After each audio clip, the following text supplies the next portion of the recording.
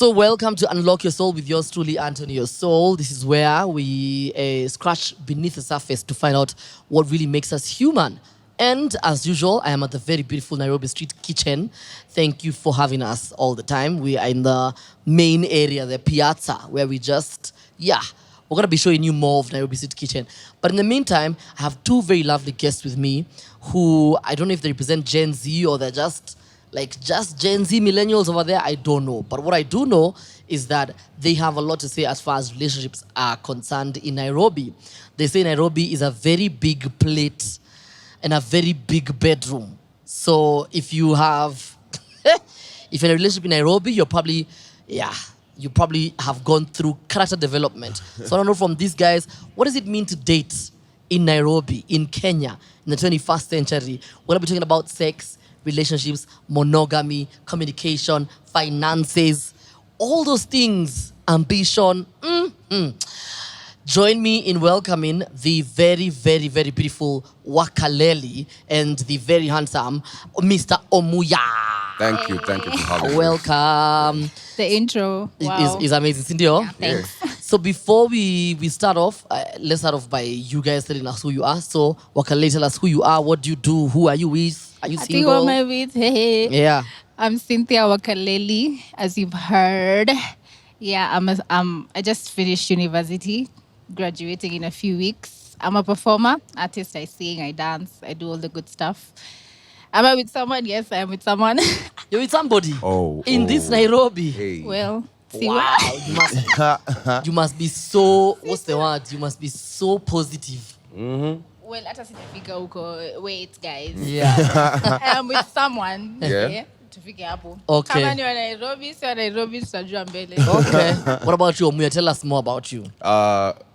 Omuya Brian, I'm a poet, a photographer, videographer, and content creator. Yeah, I've unlocked the comedy side in me. They say I believe so, yeah. Okay. In terms of relationships, nah. I'm single right now. And your relationships for you is like a no-no. Nah, I don't believe I'm in the right mindset right now to be in a relationship. Okay, I mean, because I know you personally. Let's start off with the fact that you're a baby daddy to somebody. You have a kid somewhere. Why do you have to put that target, baby daddy? Why not you're a father to someone?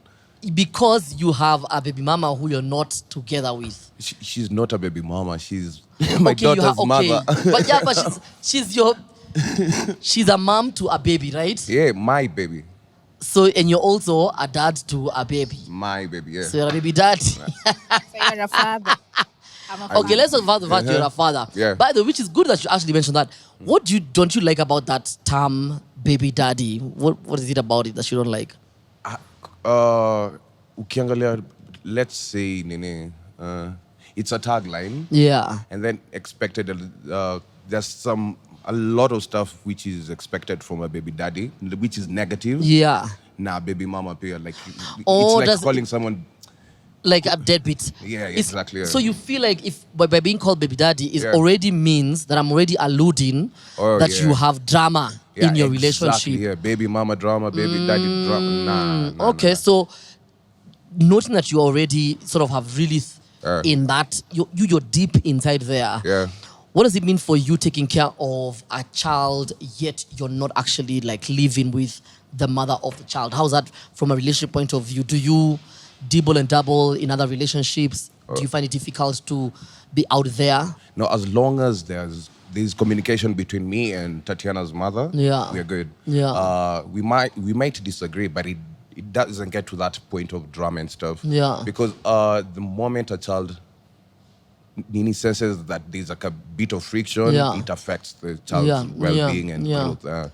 So we make sure we have a positive co-parenting stuff as long as there's communication. Is there any jealousy based on the fact that maybe if you see her, let's say she's moved on, she's gotten some guy who's really taking care of her, or they're probably very happy? Nah, because I got my first child when I was 25.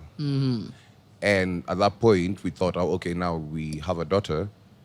Let's try this thing called marriage and stuff. Yeah. But it gets to a point you realize when you start living together, that's when Kuzile is like, wow. Yeah. Yan umse msana ingianga na slippers kwa nyumba. Like there's some small stuff zinaanza kukuirritate. Inafika point because like, yo, let's sit down. Yeah. I work. It's not working. You're a good father, you're a good mother.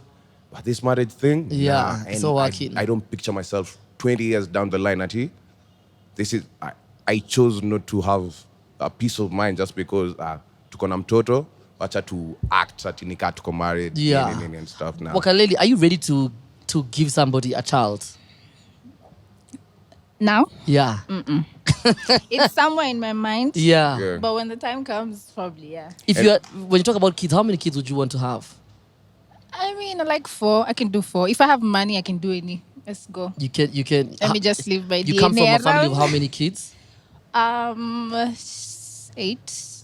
My sister passed, so 7 now. Wow. So you're used to like being in a family with a lot of kids. A lot of kids. Wow, that's quite interesting. You'd want many kids. I know Brian is a single kid, but he's not spoiled. He's the only child. Oh. But he's not spoiled because he had to raise himself. It's only me and my mom. Yeah. Oh, really? Yeah. He had to raise himself, so it's not easy for. I feel like people like him. I don't know. Maybe would you want many kids? Nah. Only okay. At the moment, right now, my mindset because it's only me and Tatiana. Yeah. And then the fact that we didn't end up like because being raised by a single mom, you kuna vile you want to have this, you want to make it up like I want a nuclear family where there's the mother. Yeah. I don't want to have kids outside. Yeah. So when this one did work out, mindset, I'm going to end up with Tatiana only. Unless in the future my mindset will change as Thank you, Joanne. As you grow. Yeah. But for now, nah. For now, it's a no. Mindset, How soon or how far are you thinking of getting that child? And for who? Would you? Okay, I don't want to ask that question because that question will put trouble in your relationship. But how far or how soon? To be honest, I don't think it's time related for me. Yeah. I think for me, being a mother, I also have someone else that I'm taking care of. So if I'm not okay mentally and physically and financially, no. Yeah. If the child is gonna come na atakuwa poor mentally, physically, it's also a no. Yeah. So also the person that I'm also with, he has to be the able father that I want to be, the father of my child. So kama pia si hivyo is a no. Yeah. Like it's so many things. But once I get that comfort of, okay, I can bring someone into this, I'll definitely do it. What about, what if it's a deal breaker for the person that you're with? What if he tells you, I want a kid in like next year, I hope we'll get a kid together, or we'll be, I want us to really, we take this to the next level. Would that, and he's like, that's a deal breaker for him. Would you be like, hey, bye? Yeah. Next. It's a wrap. Yeah. Todo, what do you want me to do? Yeah. I can't give birth now. Yeah. It's not going to happen. It's not really ready. I'm sorry. But yeah. Sigo ready. Yeah. Okay, I like that. What do you think about relationships in Nairobi or in Kenya in general? How's been your relationship sort of graph? Has it been like a good one? Has it been stressful? Has it been, oh my God, these Nairobi boys? Aye. These ones. We're kumbuka I'm a Nairobi boy. Yeah, that's what I want to know. Oh my God. Okay, in the beginning, obviously, for me, I can say, kuna vitu nasianga about Nairobi, yeah? And then there's this thing that you see. Yeah. Obviously, there's ups and downs, there's people, there's everything that goes on in relationships. Kuna drama. Yeah. Right? Yeah. But mimi kidogo Nairobi nilihepa kidogo. Yeah, this is too much. Nilihepa tu kidogo. Is it because watu wanakulana sana Nairobi? Like you can't trust. It's very difficult to trust people in Nairobi. It's so, people lie through their teeth. Yeah, ni Kanairo, bro. It's Kanairo. Yeah, but you do know, like, you're part of the Kanairo. Oh yeah, but and men will probably make it difficult for women to trust us. No, what? Even ladies, look at the standards. Yeah. A woman will say, I want a stable man. Yeah. Someone who will provide a sense of security. Yeah. That's your standard, Nile, the old generation where man is to provide. Yeah.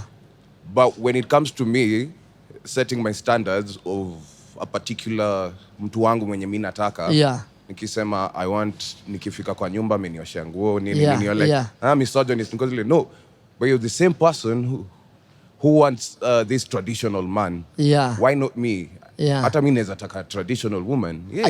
Wakaleli, would you like? Okay, now I'm gonna put this in. So I think the best way to also put this out is I'm gonna put you guys in a scenario where the two of you are dating. Yeah. So we can begin to break down. Yeah. What are some of our do's, our don'ts, our pet peeves, our what ifs, all that stuff. Yeah. So Omuya is here. He's a traditional Kisii man. He's like, me. Is that kind of person by there you are? No. Okay, but do you want to go home and find that your wife has cooked for you or she's taking care of your clothes and laundry and all that stuff? Does that tick boxes? Nah. I just don't want equally duty yake like ati anajua like nikifika home and I need to cook blah blah blah blah. No, we can always tolerate each other's and stuff. We meet halfway. Okay, so are you willing to for Wakaleli to come and find you at home having washed the dishes? Yeah, for sure. Wakaleli, have you met a dude like that in Nairobi? I mean, yeah, wako. I mean, but you're shocked. It's nice. It's nice. It's really nice. Ama you're saying they only say this when they want to ingiza you box. Nah. Kukula vitu, they're like, they'll say anything. No, trust me. Let me give you a scenario. When Tatiana was breastfeeding, akiwa mdogo and stuff, we had to divide the chores. Na haiko ile nje sense yenye ati now food imekuwa ningepika. Angeamua let me cook ugali and then I'll cook. But any different kuna mtoi involved. So naturally kuna ile tu empathy. This is my mother's kid. This is my wife. I have to take care of her. I mean, but I'm saying like naturally in a relationship where you guys don't have kids, in a very Nairobi neutral relationship where like right now you're coming from this podcast, you go home and you probably get home before her. And then you decide, I'm going to mop the house. Yeah, I'll mop the house. How many men are willing to what? You're just saying this for the camera. Nah. Do you believe what you're saying? Trust me. We usually rush stuff. Like Nairobi nonanga, tuna rushing into relationships. And then after you kishaanza kukaa pamoja or something, ndio unaanza kurealize, atisa venye there's no dating in Nairobi. Nile tuingie. First and foremost, Wakaleli, do men even know what dating means? Because when I hang out with women, one of the things to know each other. But that's the thing. When I hang out with the ladies, one of the things I realize is they always tell me, Anto, men don't even ask you to date. They think you taking them to NSK 3-4 times, it's your favorite place, ati mna date. Dating. Unauza Wakaleli, wewe umeuza dem, can we date? Ama unampelekanga tu out? No, tunaanzanga tu out. That's the thing. Wewe una date, kudate. No, like nikanimwambiaje yo, can we meet at NSK? Tukishafika. Hiyo ni kwenda out. Nah, twende tu like ile okay for lunch. Uko ST, niko ST, tupatane hapa, let's eat. After that, probably after a while back tena nimwambiaje, we can go somewhere. We go for a movie or something. Wakaleli, is that dating? Let me know. Nah, you're getting to know each other. No. For us, you in your mind, is that dating? In your mind, is that dating? The early stages of dating. Yeah, some of the first step of getting to know someone. Yeah, exactly. Okay. Yeah. But for you, are you dating? Hapo tu, I'm getting to know you. Hakuna ati dating sijui nini. The reason I'm saying is because a lot of times men will date women and the women are not dating them in Nairobi. Because you've never asked. The thing is, I think we have to learn the art of asking people out and communicating, which is something we're going to get to. You should tell somebody, Niaje, Wakaleli, I like you, manze, can we date? Can we date? Even something as simple as, can you be my girlfriend? No, actually, after the first stages of the dating part, ndio inafika point because like no, but the thing is, hata hujauliza mtu kama you're dating, so why are you assuming you've been dating? You could literally be having a bestie. Wait, let's distinguish this. I think it gets to a point sasa after mmeanza kuzoeana, hapo sasa ndio uko na the right ya kuuliza, okay, where are we going? What's the vibe? But men don't want to ask that question. No, that's pillow talk. Nairobi inakwanga pillow talk. Yeah, but the moment a lady tells you, what are we? But that's the thing. The moment a lady tells you in bed, what are we? Men, friends. Even like your nini just starts now. You no longer because we don't want those questions. Yeah. But maybe Wakaleli will tell her she's the girl.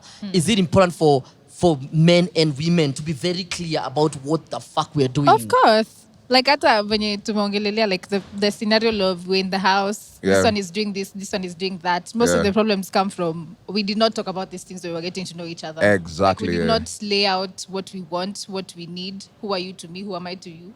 But it's very important to say, this is what I want from you. I'm not ready for a commitment. But we can hang out. Yeah. But if you're a woman and you don't want it, unamwambia to next. Like I'm not really here for games.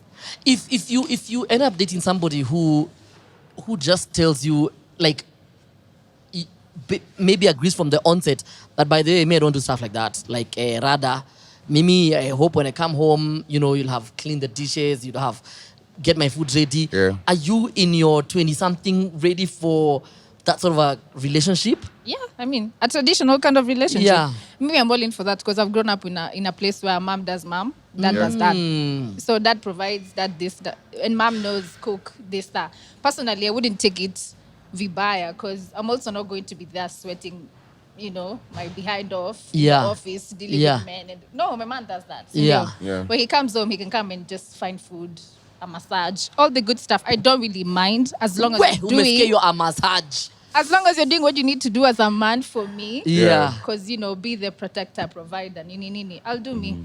I'll do it for you. Just go get the money. You go take care of business. Okay? Yeah. And I'll take care of you. Have you been in that kind of relationship at all in Nairobi where somebody, because when he had you say a massage, I could see his heart drop. Like, guy, what's unapewa massage Nairobi? Watu wanapewa massage. Let me tell you. Za kulipia za Kilimani.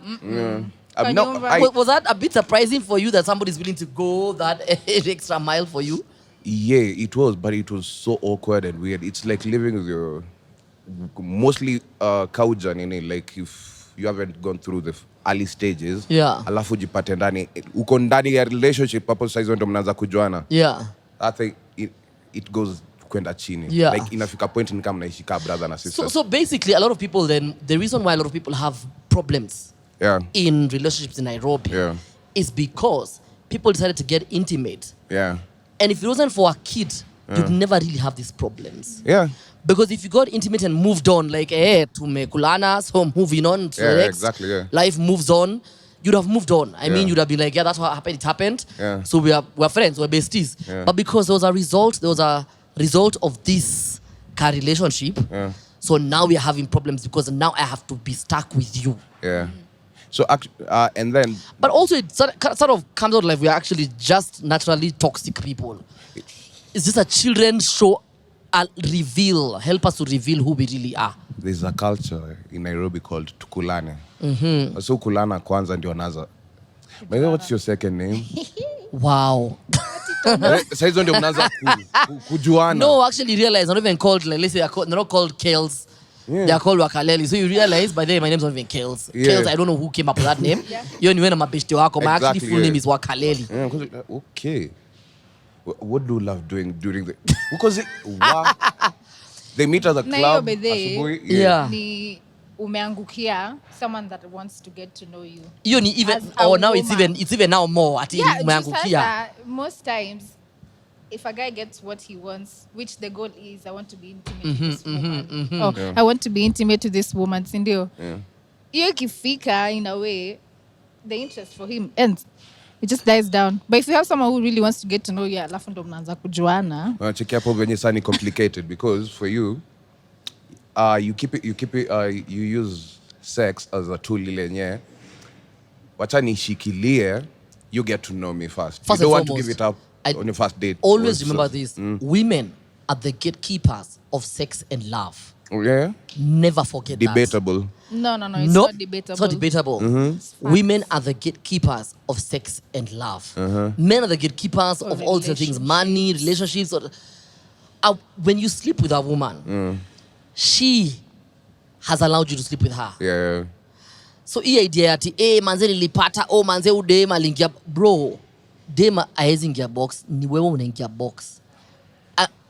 A woman will sleep with you if she wants to, not at the other way around. Ati manze mi najuanga kuwateka. Or probably she wants it. She wants it, but she allowed you. She was gatekeeping, so she allowed you. And the reason I'm saying is because Fair enough, yeah. When you say, Ati, that you're using sex, for example, as a tool to, like, hold off and, like, but why not? Why is it we're so quick to want to give? Ikukulana and itukulana is the reason why we have problems. On the other end, why would you want mwanaume anini tuseme open up to show your emotions nini? Probably we're also using that as a tool, because the moment I open up, kuna time, we always have this fear, you're going to use that against me. So same case how you feel, I'm going to use sex against you. Same case we always feel you'll use my emotional side against me.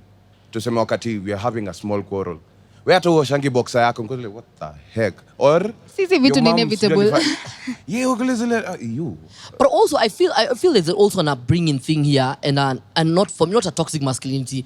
I just think it's a manly thing, in the sense that we're not used to dealing with this emotional side of ours. That anybody who walks into our lives and threatens to see our real selves, we now feel like, no, it's like the end of the world. But no, if you're gonna be emotionally available to her, what's the wrong in being emotionally available to the person that you actually wanna be in a relationship with? Why is it a big deal? Why is it a big deal? You're using sex, not giving me on the first day. Why is it? But it's a two-way traffic. But hold up. Yeah. What does her giving you sex on the first day? What does it prove to you? For me, it doesn't prove anything and stuff. But you're so adamant that if I want to the first date, give it to me on the first date. Nah, I'm not saying that. Nasemaje, like, usieke ni kama like men only want sex nini. Ukipeana, you feel somehow cheap or something. Like when ukipeana faster. But also kuna Wakaleli, ebu tuambie issue ni gani, mbona mpeani day one? There's a 90-day rule. Do you have a 90-day rule, by the way, yourself?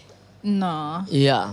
No, I don't think I've done such. Yeah. Like, no. I feel like if you have a 90-day rule, you really don't feel that person. To be honest, like in a you're like, maybe I like them somewhere along the way.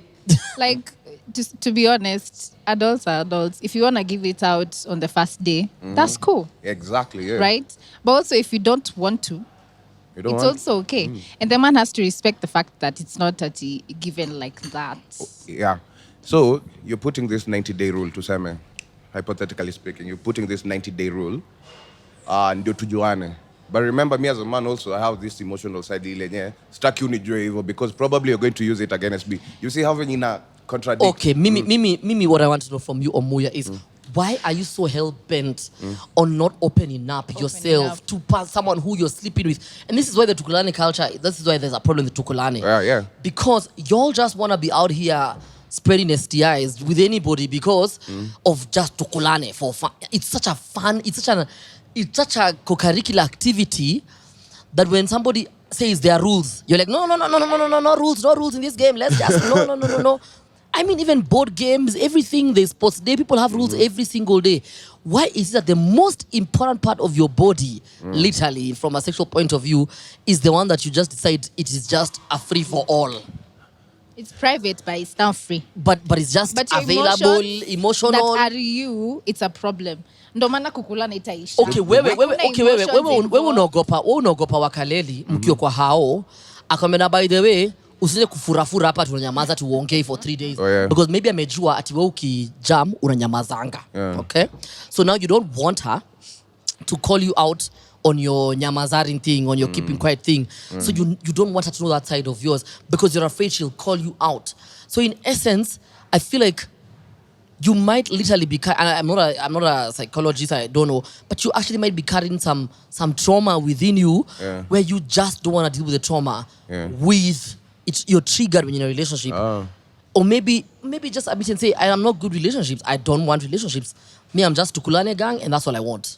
Yeah. No, and do you know kuna madem kama up here? Like, most definitely. They are also like, But my only thing is that is it make it right? Yeah. Just because there's like a million of you in Nairobi. For me, trust me, I naiangalianga hivi. To each it is own. Like, do you? Like, it's... You said to each on their own. On I had to each is horny. I'm like, to each on their own. No. Like, it's like you see in you. for you, and of course. Yeah. it's for you guys to determine how you want your relationships to be. Ni nyinyi wawili mnalala kwa kitanda moja, or rather nyinyi wawili ndio mko kwa nini moja, kwa nyumba moja. So it's you to define your relationship. Relationship yako yezi kwa kaya mwingine. And when you try and start comparing that, Noma. Ebu angalia, let's say we go for a double date. Unajua hapo sasa ndio vitu huanzanga. I'm over here with my girlfriend, you're over here with your girlfriend. So the girlfriend will do something like ile, oh babe, Becca, nini hapa? Eka napkin hapa. Ataniekea. And then she will look at you, zile za, you don't even do that. You don't. Or like you don't even do that. You can't even do that for me. Yeah, exactly. Yeah. So you see that there's a huge issue with a lot of comparisons. Yeah, comparison. You can't compare your relationship to another like one. Tired. But what is okay? Is it a bad thing is it a bad thing for you to tell Omuya like, even you get the cue? Miss Yoni. Okay, ni ubaya like kama unam belittling away, like using the comparison. But kama unamwambia, like, did you see that? I would like more of that. Yeah. That's cool. Yeah. But me naona kusema ukweli, if it gets to a point, watu wako na so many traumas and wounds that they are carrying with themselves. If your preference for someone who you want to date is someone that is emotionally intelligent, that is this kind of person, and there you wako. Alafu pia, something I realized pia, sorry to cut you short, like from my past relationship, nili realize family, it's good for you guys to also try therapy once in a while. Like enda therapy. Okay, but this is what I believe. I mean, if you both of you, but if you guys, but that is, I feel like therapy needs to be from a personal perspective first before it becomes a group therapy or a couple therapy, because y'all ain't even married. And if y'all need therapy when you're dating, I know, see dating when you're married. But also, I feel Omuya, and this is a thing for me, and I always like look at life in a different way. Yeah. So you're there with your girlfriend. I'm here with Wakaleli. We're also dating. So you're with your girlfriend there, and I place the napkin Wakaleli, probably hold the chair for her before she sits down. Yeah. And your girlfriend gives you the cue of like bombastic side eye. Yeah.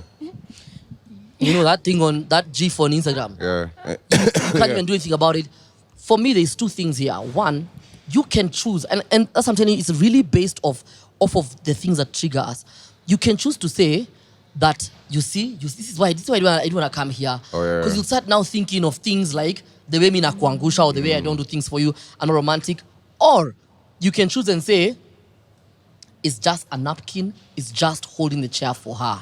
She just gave me the bombastic side eye to tell me, bro, like step up a little bit. What is wrong in taking it from that perspective of like, you know what, let me also do it for her. Let me also make her feel good. Rather than, now you're not telling her like in your mind, you already can't wait for the fight in the evening. This is why you want to go on for the double date, because you're always comparing me to Anto. All right. My thing is choose to see it from a positive perspective. There's negative criticism and there's positive criticism, and the approach ya your positive criticism. Ile nye, okay, imefanywa hivyo, lakini don't react to it. Like, choose a time and place, how you're going, and the approach utaniambia tu and stuff. So I believe criticism is criticism. The biggest issue is always, I don't believe in positive or it's negative. The biggest issue is always the delivery. Oh yeah, exactly. I can easily tell you, Omuya, we were going to the church event and I didn't like how you were dressed. That's criticism. This is me telling you now, in terms of delivery, unavangaje ni kama si tumetoka kwa machokora. Exactly. You see now, I've belittled you. Yeah, exactly. I mean, I've insulted your family, those sort of things. What is positive or negative is the way you perceive how you're criticized. And I think for me, that's a really huge issue, which also leads me to the question of like when people have relationships in the open, public relationships, like when you said, putting our stuff out there and comparing ourselves. What do you, for example, feel about the likes of, let's say, someone like Ambare and Rapudo and putting their business on the gram? Are you for, is it too much? Is it none of our business? Should we be bothered or should we not be bothered? It's none of my business, but it's a business by itself. It's a relationship. They're capitalizing on their relationship with all their attraction and attention they're getting. They capitalize off that. Yeah. Like wanapata do. Yeah. Leo utamwona Nairobi Gossip Club. Yeah. Wameachana. Some club, yeah. When you put your relationship out there, Evo, like, utapata hizi comments mob, then you're like, people all over your business. Yeah. And that's not a relationship, that's a business. Would you and your mans, or if, like, let's say you ended up dating someone who's probably in the limelight, would you be comfortable in putting your business out there for people? Would that be a deal breaker? Like, by the way, if you're gonna do this stuff, every time we have to take a selfie, I don't mind it for memories, but if you're gonna do this for like sijui, we're trending, nah, bruh. Nah. And it's breaking many marriages here. Like, kuna watu wana nini? The people who are comparing themselves to that nonsense. Yeah. Now, most of the couples when you walk out and, all in the social media face, they're not even as happy. They're not doing what they're telling you to do. Yeah. It's like all this. Why would I put a big ass billboard to celebrate our anniversary? That's so personal between me and you. I mean, at the end of the day, people do what they like to do. If that's your cup of tea. Yeah, exactly. But lakini you're only biashara, bro. It's like Will and Jada. I mean, I feel there's a lot of things you can say about Will Smith. And for example, and somebody said it, I was watching something on TV and they said it very clearly. They said, these guys have always been the ones to give us tips. The gurus of everything in life. Yeah. In pursuit of happiness is all about them. They will know everything that you should do to be happy in this world. But kumbe, niggas are not even even married. Venye ilianza, they're actually separated. Actually, venye ilianza, from the perspective, if nikiangalia perspective ya Will, venye alikuwa anataka this perfect face of the family guy. Yeah. But now you putting that into for everyone to see. Yeah. Remember, it's not only the wedding is always good, the honeymoon is always good. Yeah. But now you have to face the marriage. Yeah.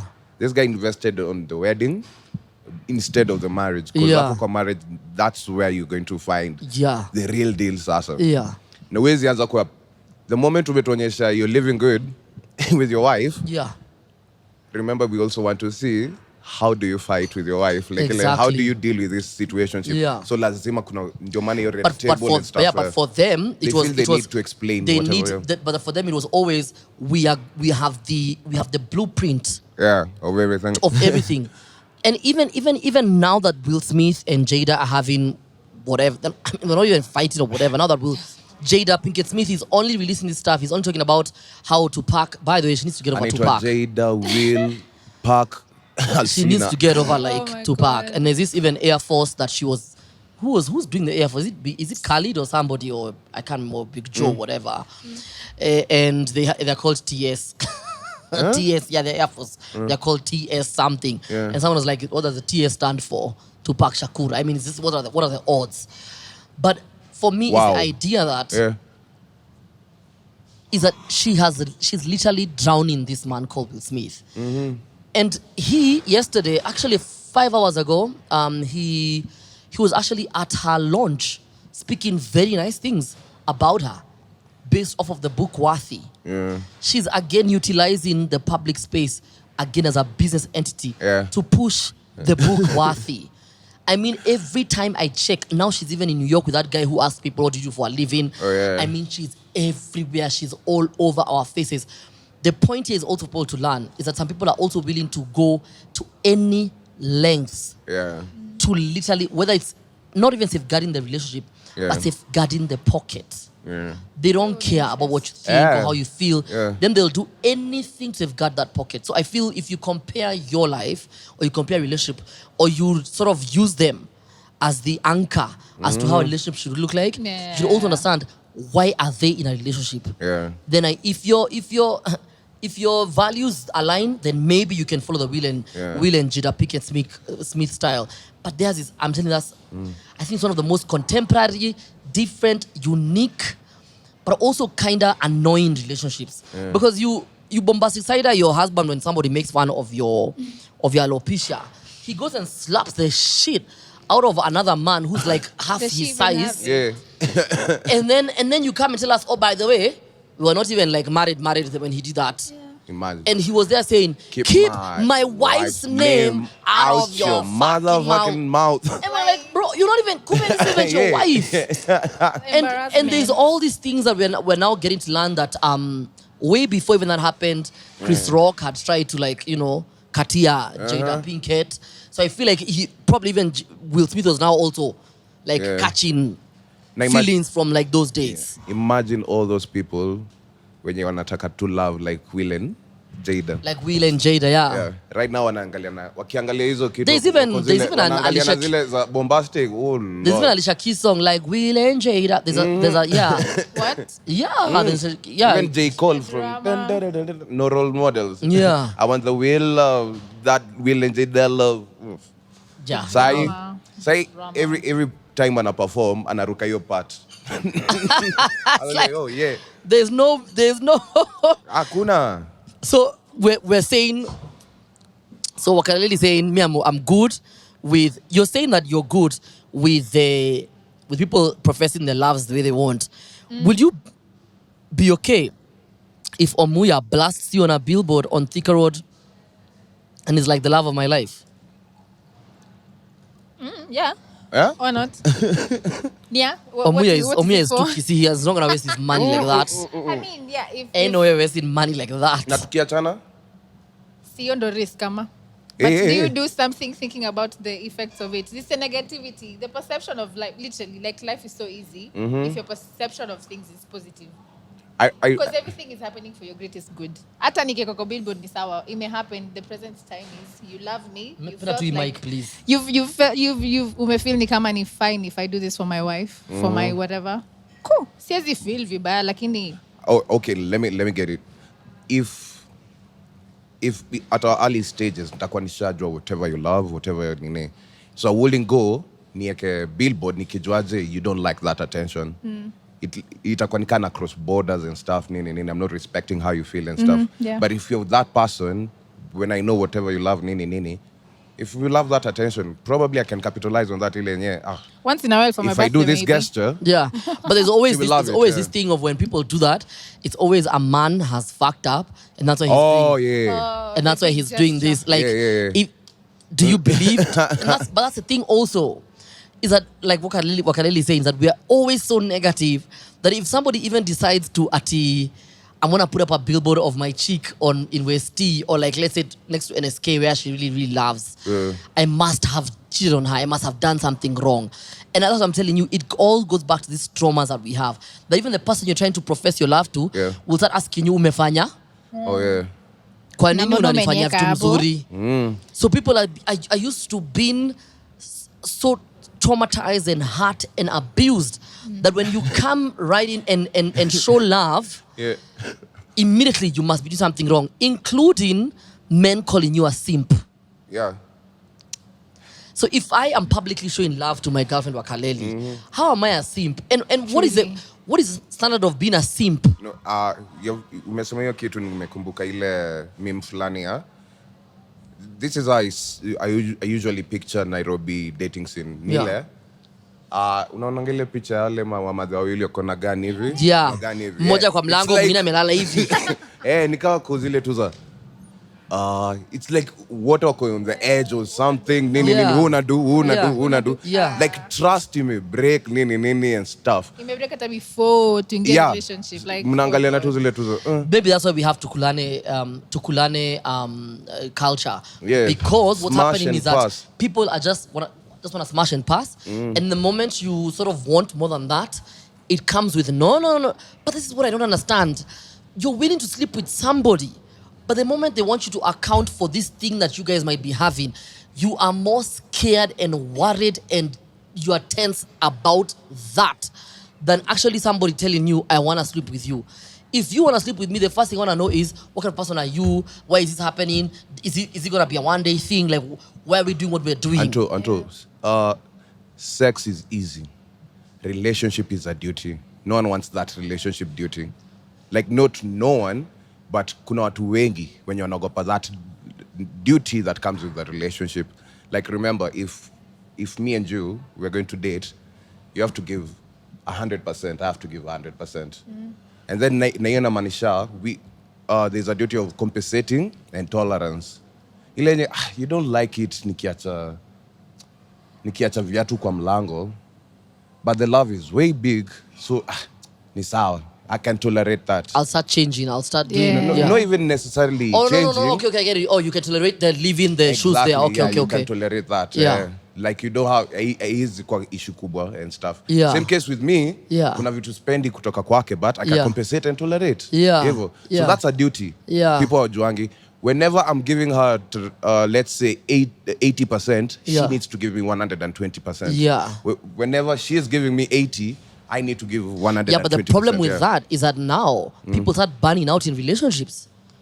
There's a burnout, literally.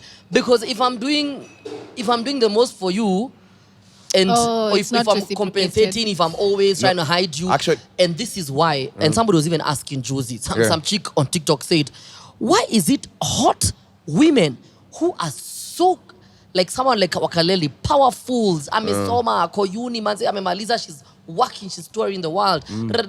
She's in love with a junkie, like them dude ata kipigo picha next to her wanauza, how did this two? She even said, ama it's the world's way of punishing the lady into a humble way.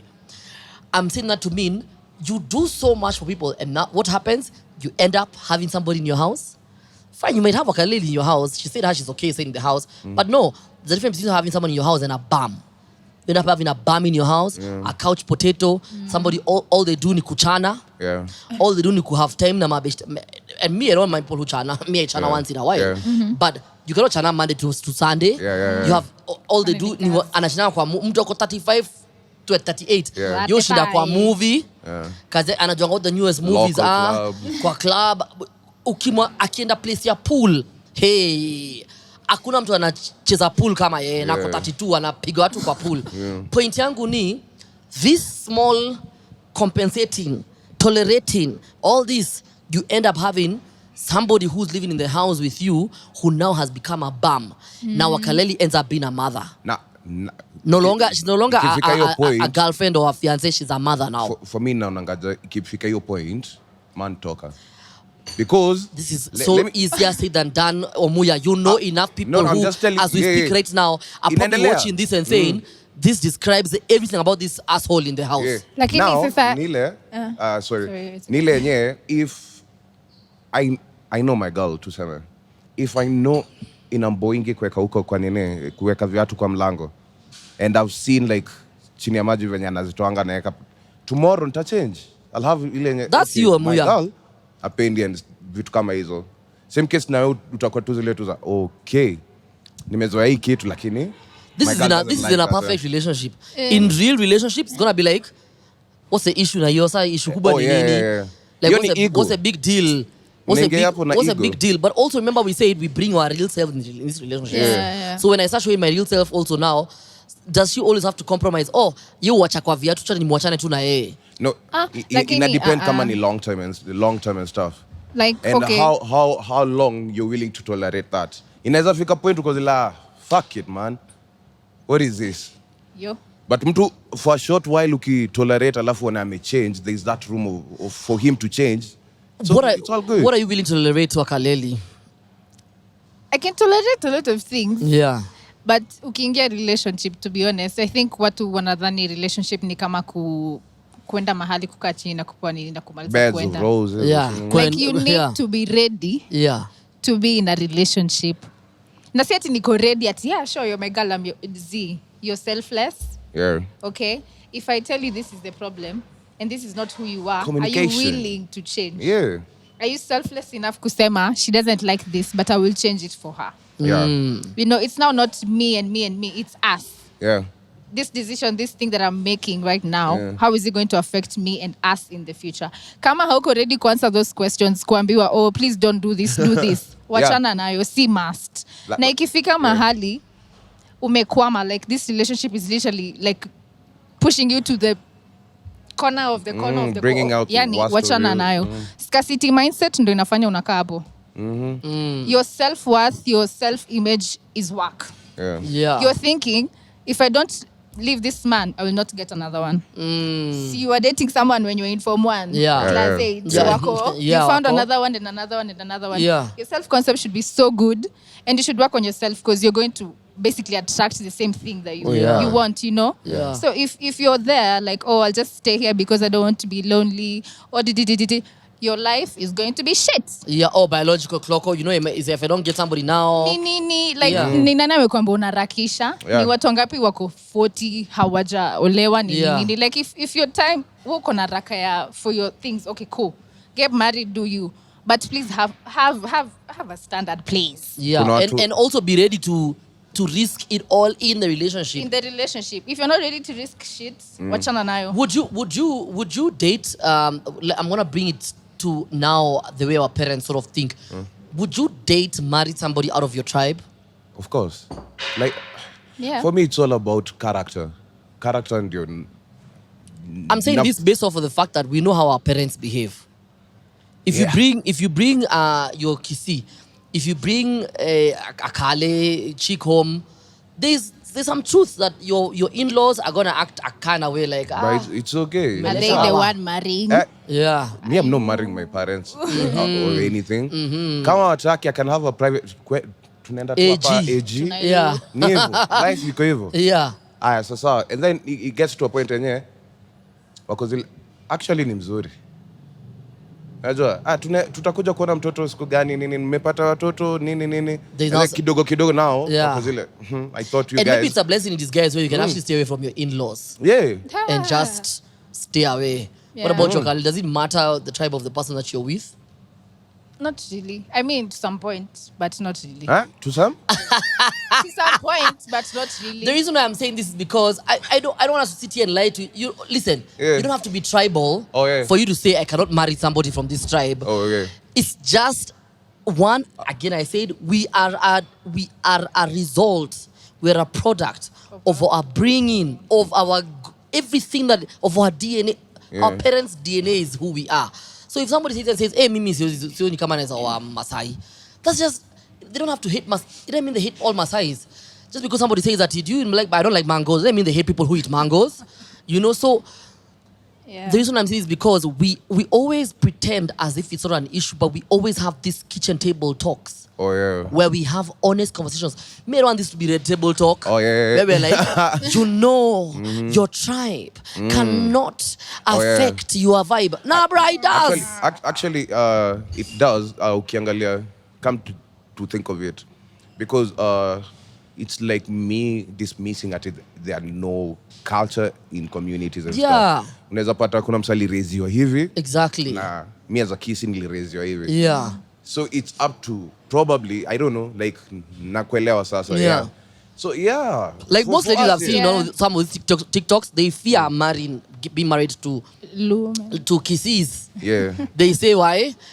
That you guys have a temper. Do you have a temper? Nah. Are you sure? Mimi mtoto mzuri. Are you sure? Are you sure? Umesikia Wakaleli amekuta, are you sure?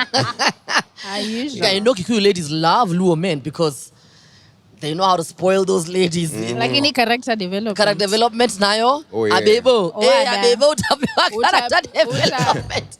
But someone might be kissy and ako na hiyo konk. Ana ukisi. Hiyo konk. I don't know any kissy person mwenye ana ukisi. The same way, I don't have sisters, so I think I can say this. If I had sisters, I generally wouldn't want them to be married to Kikuyu men. Because I feel like we're very stingy.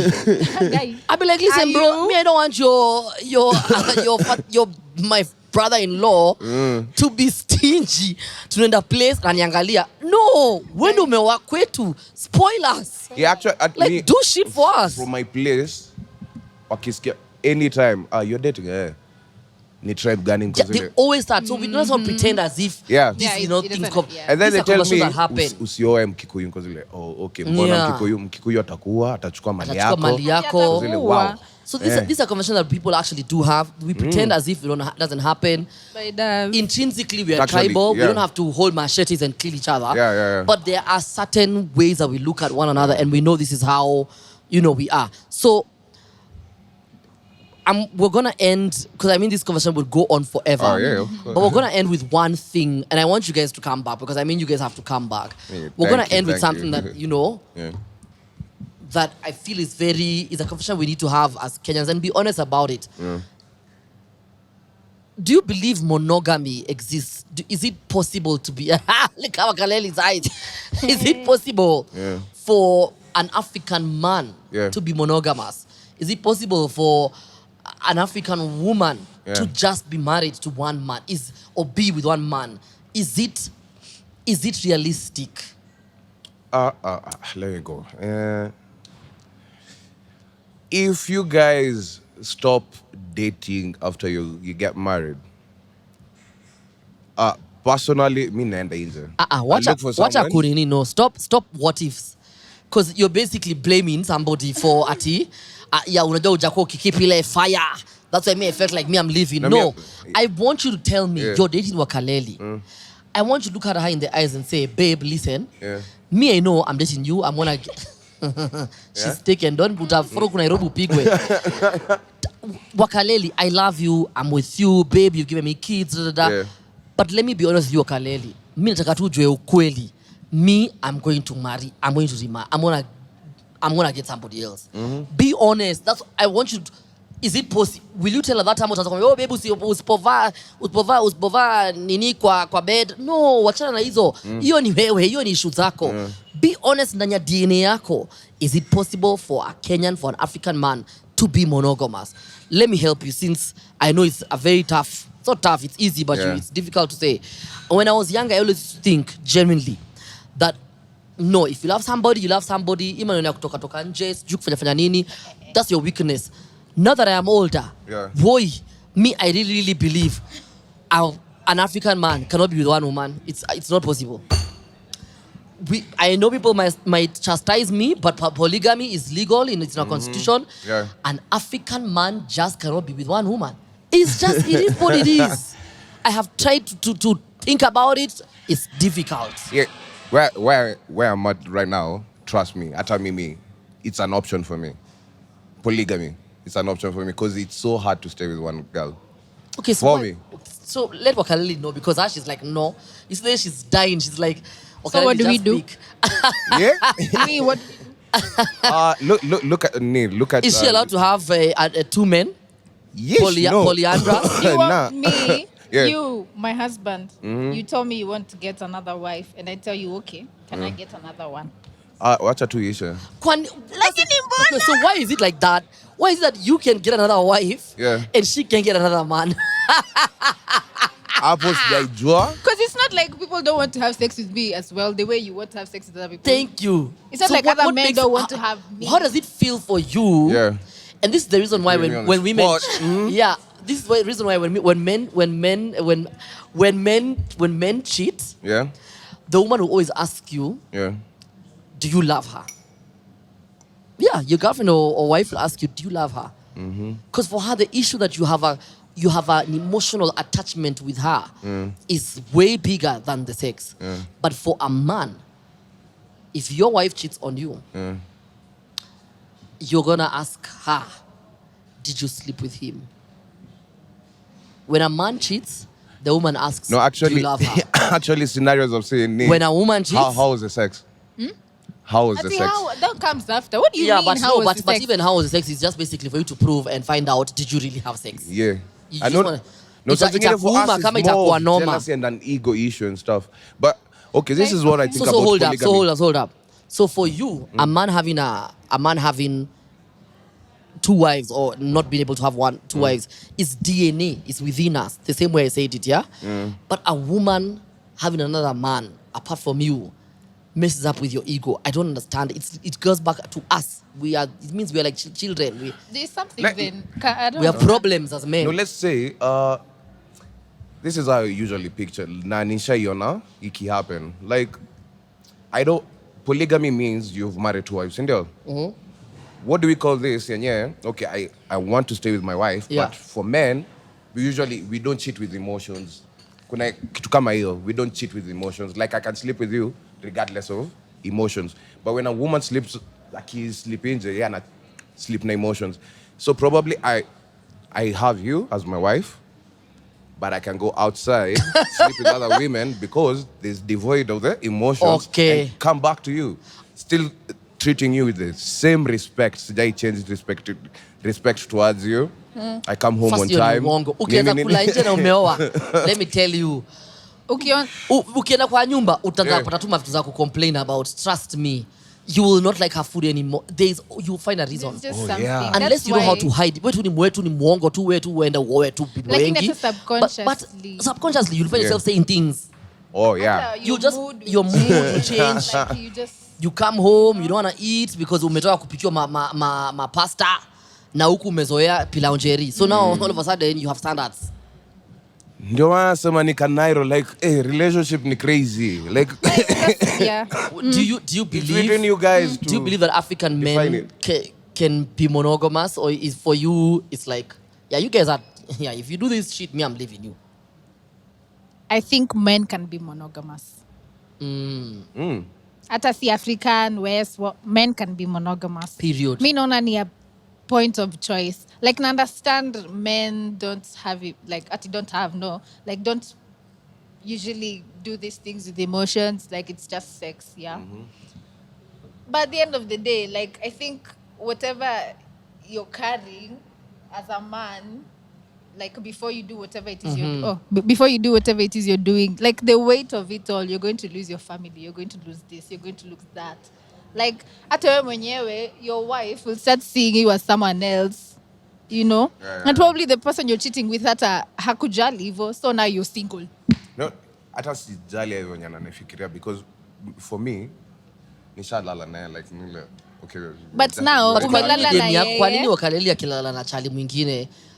Itakuwa big. So basically we are saying is that we need to have monogamous open relationships.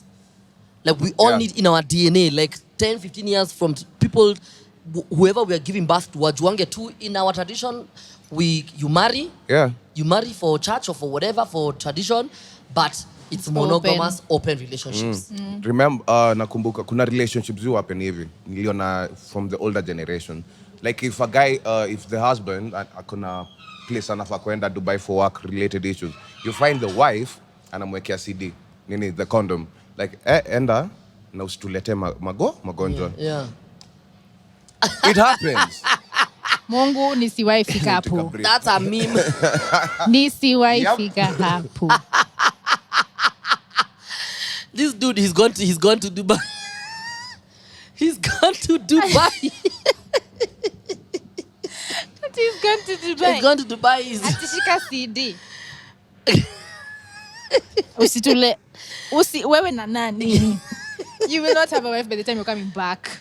What do you mean? Yeah, so because you're are you saying that me I'm holding it? Who tells you have a right to go and not hold it? Who tells you someone else doesn't want me the way you're going to be wanted there? Yeah. Atishika CD. Yeah. Would you do that to your husband or even your boyfriend? They're CD going to what? Not even to Dubai, to Kiambu here for like a 1 week. We are dating. Yeah. Where CD hata labda utaiona tena maisha yako. Yeah. What do you mean ati usitulete magonjwa?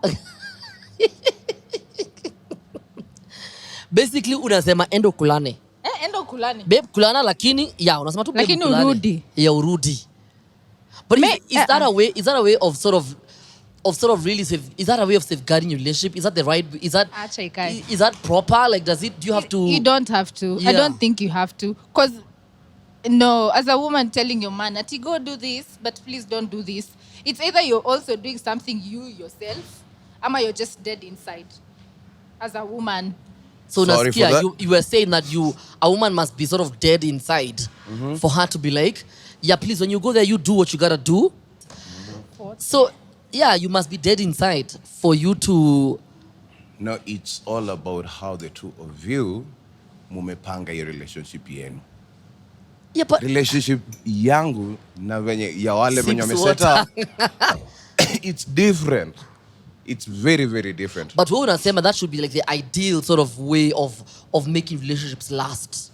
No, for me that's ideal to me. Like ile neza kwa huko tempted and stuff. But remember, I don't cheat with emotions. I'm cheating and then go back. Me, I should be very to my wife. If I leave for the States or Canada or whatever, and my wife gives me a condom and tells me, "Yo, babe, it's little gonjwa," me, I don't even think I'll use it. Maybe that thing might have pepper inside. I might probably, I don't even touch it. It's that she doesn't like you. By then, me, I'll just be very worried. She doesn't care about you. I'll be very worried. But thing. also, she's also saying that as you do that when you're in Dubai, also know that I will also protect myself when I'm in Nairobi. Why would you assume that it's only one way? That, yeah, she's telling me that, yeah, me, no, I don't want you, you're a man. You're tempted, babe, bora tu usilitema ugonja ma upate kamimba huko ama whatever, upe mtu mimba. But also dem anasema na wewe ujue pia mimi niko huku Nairobi. It's all good. Bora nisijue like ni bubu game.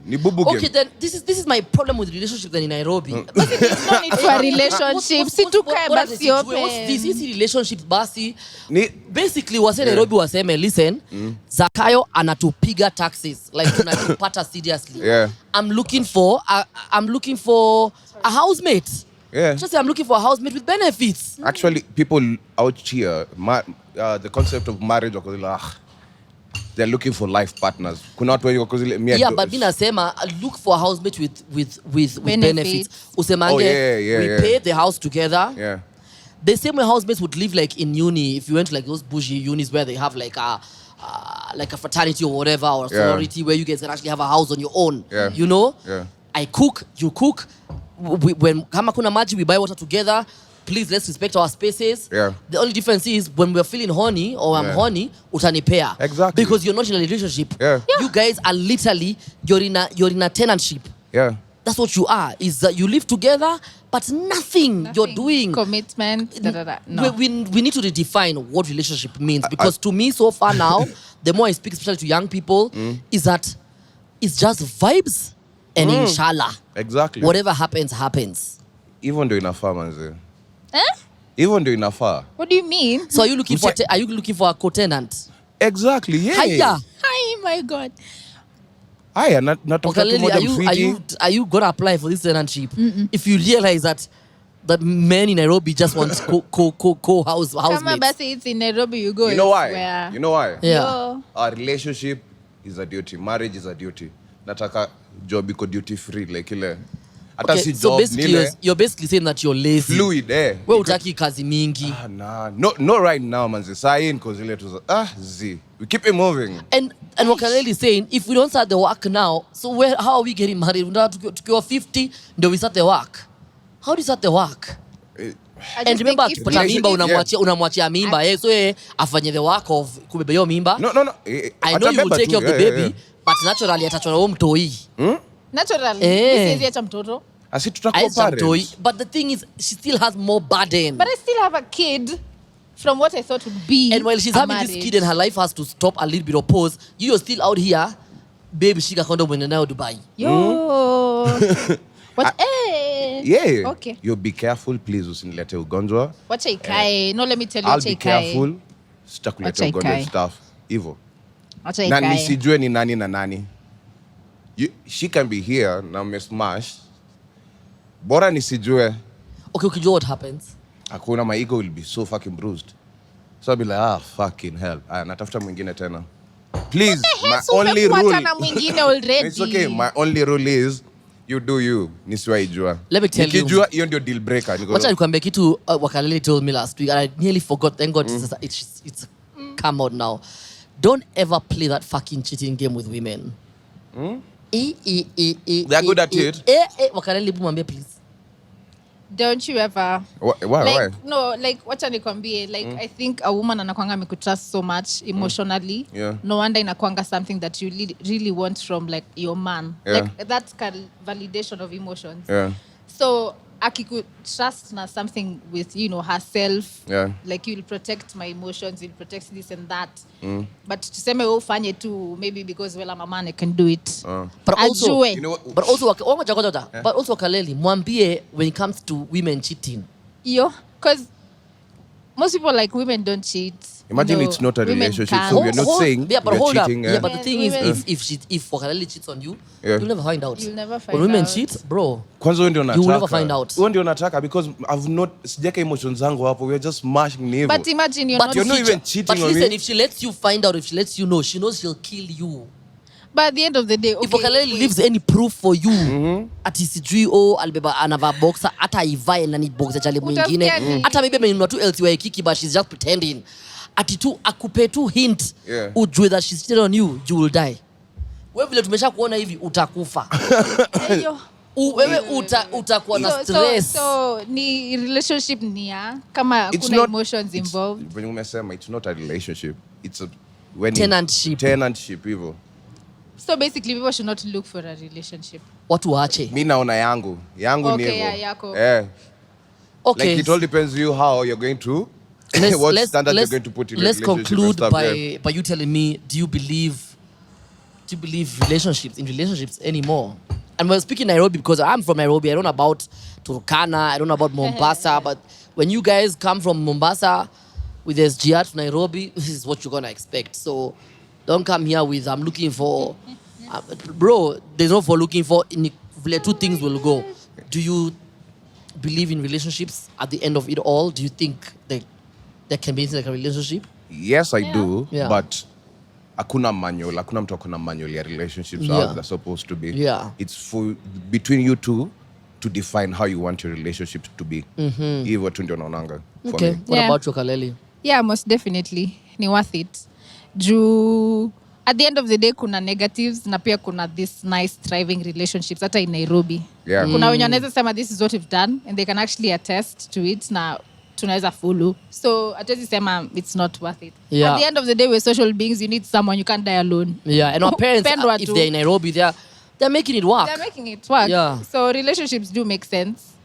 I didn't think they made sense until I think it's just the type of person you date. She Also didn't the think person they'll- that you are, because you attract who you are. If you're a shit person, that is exactly what you're Yeah. going to attract. Let me ask you, have you said you didn't believe at first if they work?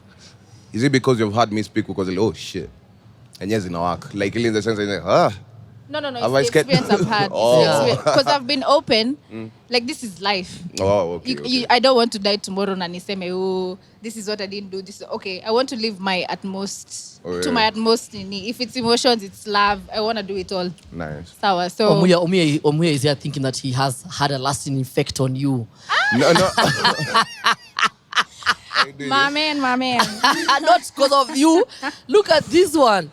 Anyway, guys, tomorrow is Christmas. Do you have any anything you want to say about Christmas?